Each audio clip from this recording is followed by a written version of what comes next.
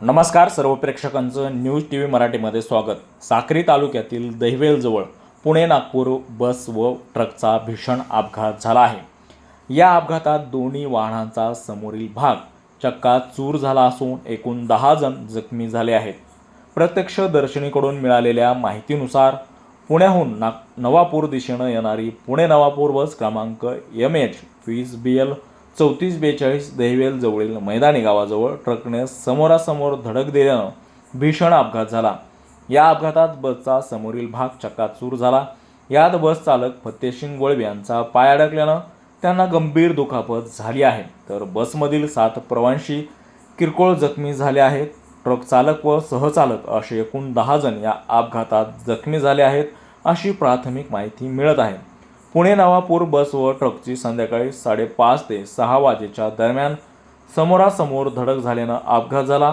Truck क्रमांक TH34AY 1788 ने बसला धडक दिल्यानं बसमधील कॅबिनचा भाग कापला गेला। ट्रकचा कॅबिनचा भाग देखील चकणाचूर झालेला आहे। बसचा कॅबिनचा भाग ट्रकला लटकून राहिला। या अपघातात बस चालक बराच वेळ कॅबिनमध्ये अडकून राहिले होते। स्थानिक नागरिकांनी बाहेर काढून 108 रुग्णवाहिकेला कॉल करून पाचारण करण्यात आले।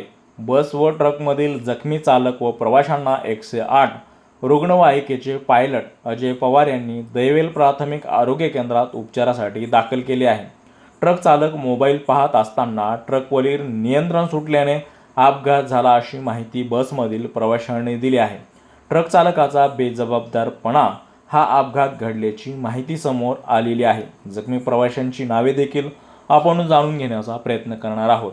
बस चालक फतेसिंग जयवंत वळवी वय 41 नवापूर, नानासाहेब भिका पाटील वय 65 राहणार दहिवेल, सोमनाथ काळू चौधरी वय 50 दरीपाडा दहिवेल, दिलीप दत्तात्रय चव्हाण वय 66 प्रभाकर कॉलनी नवापूर, नीलिमा दिलीप चव्हाण 61 प्रभाकर कॉलनी नवापूर, दगडू मुरलीधर सिंपी वय 20 प्रभाकर कॉलनी नवापूर, शोभा दगडू धोबी वय 56 नवापूर, सुनीता प्रवीण निकुंभ वय 49 नवापूर, ट्रक ड्रायव्हर आनंदभाई समाज वय 39 कर्नाटक, बसचे सहचालक पी मुरली वय 50 कर्नाटक या सर्व जखमीवर साक्री तालुक्यातील दहिवेल येथील प्राथमिक आरोग्य केंद्रात उपचार सुरू असून सर्वांची प्रकृती स्थिर असल्याची माहिती वैद्यकीय सूत्रांनी दिली आहे।